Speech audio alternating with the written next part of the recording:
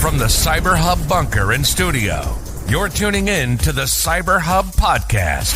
And now for your host and CISO, James Azar. Good morning, security gang. Welcome to another episode of the CyberHub Podcast. It's great to be with all of y'all this morning, Monday, December 16th, 2024. Packed show for all y'all today, so buckle up, tune in. Here we go. We're about to get this show started. Hope everyone had a good, relaxing weekend. I'm sure as we're counting down the days until the holidays, stress increases, obviously time off, and everything goes, and that stress with the time off, with the anticipated kind of everything around the holiday creates opportunities for our adversaries to take advantage of. So it's really important as we kind of count down the days and really another week's worth of work before we're all off for the Christmas holiday to really keep the ship tight. It's hard to do, but focus is everything. Join me for a coffee cup cheers, my double espresso, whatever you're drinking, put it in the comments. Let me know. Coffee cup cheers, y'all.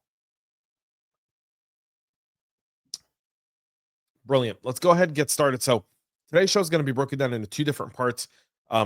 First part of the show here, which we should be done with fairly quickly compared to other episodes, is all around kind of recent data breaches and et cetera.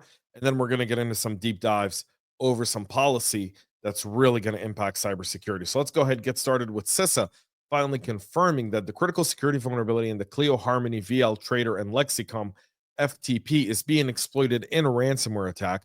The flaw that we talked about last week on the show is CVE 2024-50623.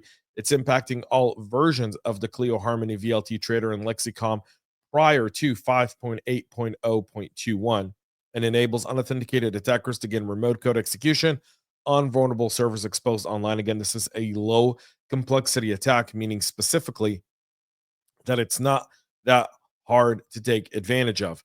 Cleo updated release security updates to fix this in October, urging customers to immediately upgrade the instances. Some customers obviously didn't prioritize it, or the update is far more complex than just a click of a button, which we all know to be true in some cases based on implementation of various technologies within your environment.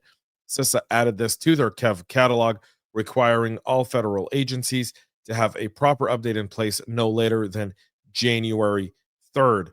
And so they're not given more information regarding the exploitation, but apparently it is being exploited. It's being exploited as a zero-day bug as well, by the way. So it's just something to keep in mind. 100 security researchers discovered this nearly 10 days ago. They said they noticed that attackers were able to import and execute arbitrary PowerShell or bash commands by exploiting the default auto-run folder settings within this CVE. So it's just something to keep in mind. More than 240,000 folks over in South Carolina have had an issue with accessing their credit union after a cyber attack on SRP Federal Credit Union, one of the largest in the state of South Carolina. The credit union filed breach notification with regulators in Maine and Texas on Friday, acknowledging that it recently detected suspicious activity on its network. SRP, founded in 1960, said it has more than 1.6 billion in assets as of 2022. Now, traditional kind of PR stuff, they're working on it. Apparently the cyber attack started on September 5th and November 4th, and they've acquired some files according to the investigation. SRP has not responded to requests for comments about what information was stolen, but the company did tell regulators in Texas that names, social security numbers, driver's license number, dates of birth, and financial information like account numbers, as well as credit and debit cards, were leaked. So that's pretty much their entire data on the customer, more or less. A ransomware gang named Nitrogen took credit for the attack last week. They claim to have stolen 650 gigabytes worth of customer data. The company has not confirmed it was a ransomware attack. So significant here, one, because when you look at the type of data there is and having been in financial services, this data doesn't exist in just one database, or it shouldn't be. Proper data security hygiene, you would put specific customer data that's accessible, meaning primarily first name, last name, email, last four social, dates of birth. In one environment, you would have, full social security numbers, driver's license number, financial information on a separate environment, and those would be really separate. You wouldn't be able to log in one and get them all. So not sure what happened here, but just based on my trained eye looking at it, I would say that they likely didn't have segmentation of customer data within their networks, um, and that's why they were able to get all that data. Automobile parts giants LKQ Corp in Canada disclosed that one of its business units was hacked, allowing threat actors to steal data from the company. LKQ is a public American company that specializes in auto replacement parts, components, and services to repair and maintain vehicles. The company has 45,000 employees in 25 countries, operates numerous brands, including Keystone, TriStar, and ADL. They filed an 8K with the SEC, saying that one of its business units in Canada was breached on November 13th, and that did disrupt business operations. Um, so, as a result of the incident, the company's operations within the business unit were adversely impacted for a few weeks, while affected systems were recovered. However, the company believes that it's effectively contained the threat and that none of its other businesses were impacted by it, and it's back up to capacity. A Bitcoin ATM operator going by the name of Byte Federal is notifying 58,000 people that their personal information may have been compromised in a data breach. According to the company, on November 18th, a hack was discovered after threat actors exploited a vulnerability in their GitLab collaboration platforms to access one of its servers. To contain the incident, Byte Federal had to shut down its platform, hard reset all customer accounts, update all internal passwords, tokens, and keys, and update its password management systems. They say the threat actors potentially targeted PII, such as names, addresses, dates of birth, phone numbers, email addresses, social security numbers, government ID numbers, user photographs, and transaction activity. In an incident notice, Byte Federal said that no user funds or assets were compromised. However, at this time, they have no evidence. They can't be 100% sure. They did notify 58,000 people. They operate 1,200 ATMs across the country, which allow people to buy and sell crypto. An Iranian state sponsored hacking group has been using custom built malware to target IoT and OT devices in the US and Israel, according to Clarity. The malware is named IO Control, and Clarity is tied it to Cyber Avengers, which is a hacktivist group linked to the Iranian's Islamic Revolutionary Guard Corps. They've targeted ICS systems at water facilities in Ireland and the US, including one water utility in Pennsylvania earlier this year. In Ireland, the actions caused serious disruption that led to water supply being cut off for 2 days. The attack didn't involve sophisticated hacking, but instead relied on the fact that many organizations leave some ICS exposed to the internet and protected with default credentials, which could be easily be obtained. According to Clarity, though, the IO Control malware is a cyber weapon used by Iran to target civilian critical infrastructure. The security firm says that the malware has been used to target IoT, ICS, and OT devices, including IP cameras, routers, SCADA systems, PLCs, HMIs, and firewalls from vendors like Bicals, D-Link, Hikvision, Red Lion, Orpac, Phoenix Contact, Teletonica, and Unitronics.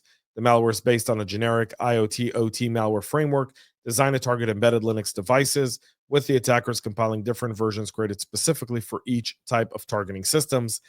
They use MQTT, machine-to-machine network protocol, for command and control communication. It supports commands for executing arbitrary code and conducting port scans, enabling attackers to remotely control compromised devices and perform lateral movements. So Clarity obtained a sample of the malware from Gasboy Fuel Control Systems, which the company says has close ties with Orpac Systems. The report about those attacks by Cyber Avengers against Orpac spanned from mid-October of 2023 to late January of 2024, and they've been publicly made available on VirusTotal, so something to keep in mind. If you haven't checked out my Substack, go check out Substack now, jamesazar.substack.com. For all the latest and greatest, you'll find this podcast in written format and a whole lot of other writing material there, so go to jamesazar.substack.com. The U.S. is updating a decades-old science and technology agreement with China to reflect their growing rivalry for technological dominance. The new agreement, signed on Friday after many months of negotiation, has a narrower scopes and additional safeguards to minimize the risk to national security. Why we even sign something like this with China is mind-boggling to begin with, and it kind of shows you how just out of touch the Biden administration is in relations to China. This type of relationship should only be done with trusted allies, not countries that we know effectively are trying to steal American IP and threaten national security, especially given the telecom breach. Help me understand why this is. This only covers basic research. It doesn't facilitate the development of critical and emerging technologies. It doesn't matter. Why are you signing something with China?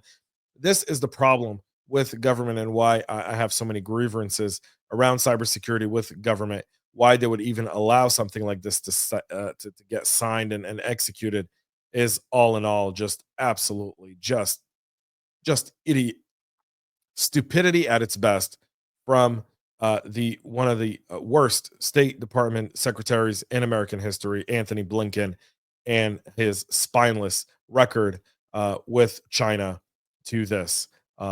Just can't leave soon enough. That's for absolutely sure. The Justice Department on Thursday announced indictments against 14 North Korean nationals for their involvement in what has now is a growing pandemic across the country of fake remote IT workers violating sanctions and committing wire fraud, money laundering, and identity theft. The indictment, which was unsealed in federal court in St. Louis, details an elaborate operation where North Korean operatives used stolen identities and AI-generated credentials to infiltrate U.S.-based companies and earn cash for the North Korean regime.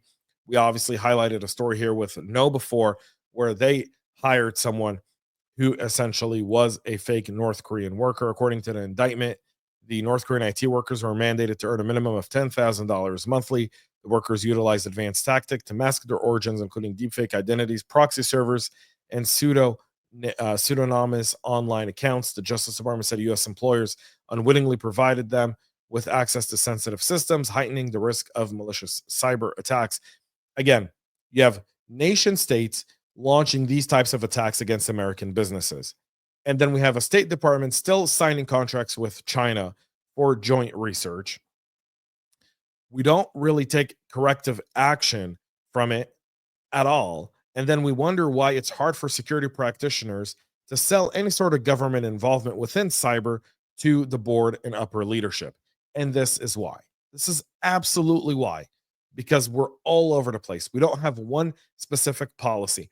This is where government can come in and be extremely helpful to private enterprise, helping identify these types of attacks, creating a system that identifies it and helps companies avoid these types of scams.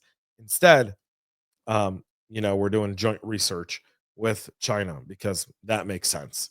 Citrix NetScaler is the latest target of a password spray attacks, targeting some of their edge networking devices and cloud platforms this year to breach corporate networks. Cisco reported that threat actors were conducting password spray accounts on Cisco VPN devices in some cases. In October, Microsoft warned that Quad7 botnet was abusing compromised TP-Link, Asus, Ruckus, Accentra, and Zixel networking devices to perform password spraying attacks on cloud services. BSI in Germany reported of numerous reports of a Citrix NetScaler devices now being targeted in these types of attacks. So Citrix for their own released an advisory about this, as well as adding some mitigation. What are those mitigations for these password spraying attacks? Ensuring MFA is configured before the LDAP factor. As the attacks are targeting IP addresses, Citrix recommends creating a responder policy so an authentication requests are dropped unless they attempt to authenticate against a specified fully qualified domain name. Block NetScaler endpoints associated with pre-N factor authentication requests unless they are necessary for your environment, and utilize a WAF to block IP addresses with low reputation caused by previous malicious behavior. So you want to make sure you get that done. And in Kosovo, 3 were arrested for operating the Rydox cyber criminal marketplace. The Justice Department on Thursday said it took down the popular cyber criminal marketplace and requested the extradition of 2 Kosovo nationals responsible for running it. Rydox was used to sell personal information, device access, and other tools necessary for cybercrime and fraud. The U.S. and Kosovo do have a long-standing relationship, and extradition is likely in this case. Both criminals and the third are likely facing up to 37 years in prison, with counts ranging from identity theft, conspiracy to commit identity theft, aggravated identity theft, access, one count of access device fraud, and money laundering. All in all, the 3 men ran the popular platform, earned at least $230,000 in revenue, and more than 7,600 sales were conducted. mostly involving personal information, credit card numbers, and login credentials for people in the U.S. That's it for our show this morning. We'll be back tomorrow, 9 a.m. Eastern, live with all the latest and greatest. Until then, thank you all for tuning in. Make sure to subscribe, follow, share, like, and comment below. And any stories, you can always send those to us via our website at cyberhubpodcast.com or on our Substack or LinkedIn. Until then, have a great rest of your day, y'all. And most importantly, stay cyber safe. We love feedback, so make sure to connect with us on social media and subscribe to our podcast on your favorite podcast listening platform.